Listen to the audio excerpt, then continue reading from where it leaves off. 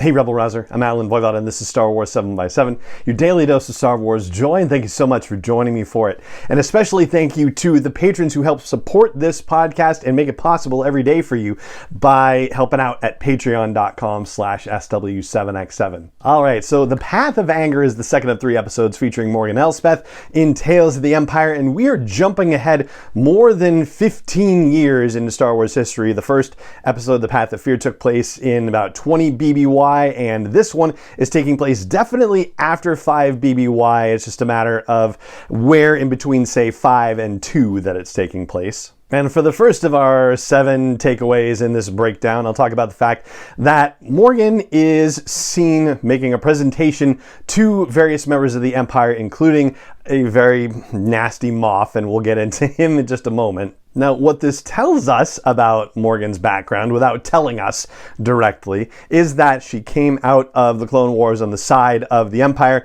which makes sense since it was the Confederacy of Independent Systems that invaded and killed all the Night Sisters. So yeah, that definitely makes a lot of sense.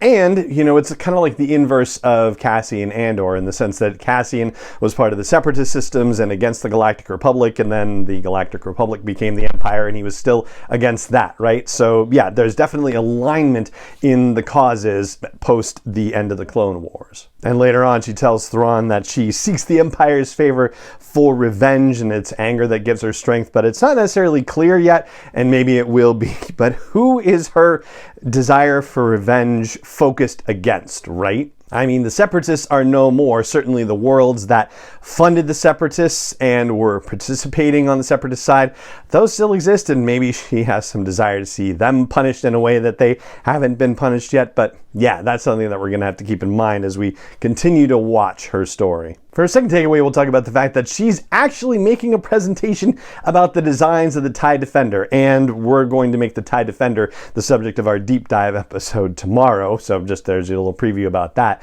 But the fact that she's making a presentation about the TIE Defender suggests to us that she has had some serious academic training, probably at an Imperial Academy, and that her background would have to be in very likely astronomical engineering, possibly aeronautical engineering, but she has some deep training in physics and computer science and mathematics, so she is not someone to be trifled with. For a third takeaway, Moff Isdane is definitely trifling with her. The fact that he says, oh, these plans are ridiculous, they're not going to work, and for that matter, thanks for telling us about Corvus and the surrounding planets, we'll be there soon to take what's rightfully ours.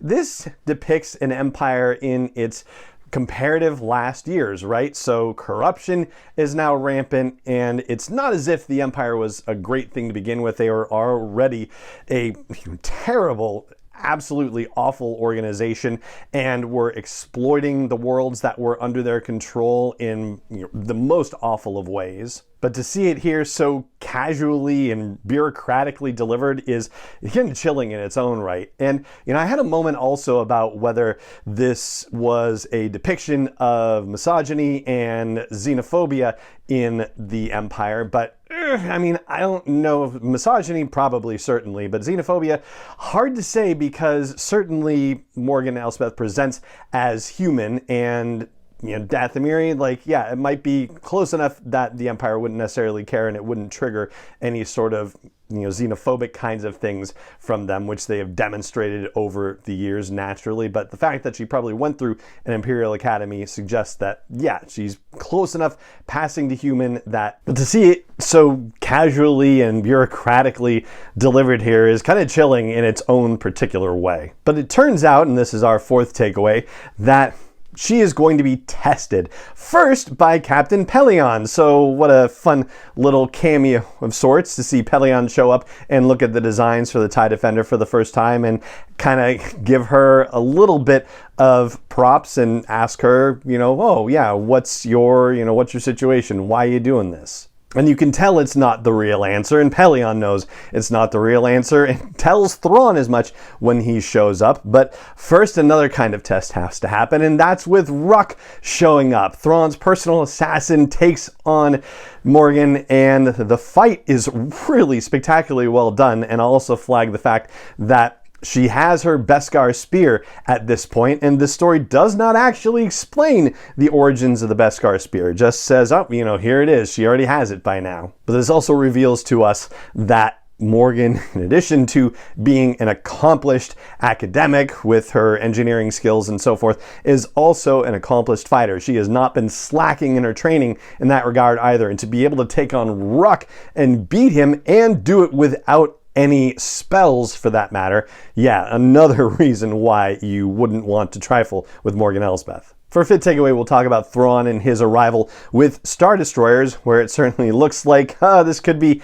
bad news for Morgan Eslbeth, that the Empire is on their way to strip Corvus of its resources. But no, it turns out that Admiral Thrawn has put her basically under his jurisdiction, and so the stripping of Corvus for resources is actually going to go to support Morgan Eslbeth's plans for the TIE Defender project. And the conversation that Thrawn and Morgan Eslbeth have about how problems always start small, and you're talking about the growing rebellion, right? And how some of Thrawn's peers are always thinking on a grand scale, whereas he's always looking for, the small problems that are going to get larger. And then there's the matter of the relationship that Morgan Eslbeth has with the people of Caladan, and how they are like, hey, you're supposed to be helping us and you're failing us, and so she's going to end up taking it out on them by destroying all the natural resources of Corvus in order to enrich herself and gain revenge. And it sounds like gaining revenge is against all these people that she's supposed to be in charge of as well. So yeah, not necessarily the best of looks for her, but I suppose it's to be expected under the circumstances. For a sixth takeaway, I'll say that this episode actually makes me more disappointed that she is, spoiler alert for Ahsoka if you need it, but that she is dead. And I was already bummed to begin with because she was a terrific villain, and Diana Lee Inosanto played the character spectacularly well. So here I am wondering if there's any possibility that she could be brought back to life. Certainly anything involving Night Sisters, yeah, there's a possibility, and you've got Baylan Skoll and Sabine Wren and Ezra Bridger stuck on Peridea with her dead body there. Like, anything's possible as far as I'm concerned. I don't think I have really hoped for any character to be brought back to life in Star Wars that died, but yeah, she would be one where I'd be like, yep, let's do it. Okay, maybe Asajj Ventress too, but yeah, so why is it Night Sisters then? How fascinating. And for a seventh and final takeaway, our fun fact one traditionally, I'll just flag the fact that this was a guest star-a-palooza episode. In addition to getting Diana Lee Inosanto playing Morgan Eslbeth for the first time in animation in this episode, we also have Lars Mikkelsen returning to play Thrawn. We have Warwick Davis returning to be the voice of Ruck. We had Xander Berkeley, who played Pelion in The Mandalorian, and he came back to do the voice role in this episode. And we also have Wing Ti Chow, who played Governor Wing in that episode of The Mandalorian and came back to voice the character Wing in this episode as well. And so that's what I've got for you on our 7 takeaway breakdown about The Path of Anger, which is the second of 3 episodes featuring Morgan Eslbeth in Tales of the Empire, and that is going to do it for this episode of the podcast. If you enjoy the show, please consider helping more people add this daily dose of Star Wars joy into their lives. It's really easy to do. You can just tell people online or in person. You can tell algorithms with a rating or review if you haven't done that already, and with likes and subscribes and follows and joins. And you can even help me in creating and producing this podcast and spreading it around the world, and you can learn more about that at patreon.com/SW7x7. And it just remains for me to say thank you so much for joining me for this episode as always, and may the Force be with you wherever in the world you may be. 7x7 is not endorsed or sponsored yet by Lucasfilm Limited, Disney, or 20th Century Fox, and is intended for entertainment and information purposes only. Star Wars, the Star Wars logo, all names and pictures of Star Wars characters, vehicles, and any other Star Wars related items are registered trademarks and/or copyrights of Lucasfilm Limited, or their respective trademark and copyright holders. May the Force be with them. All original content is copyrighted by Star Wars 7x7. We hope you love it.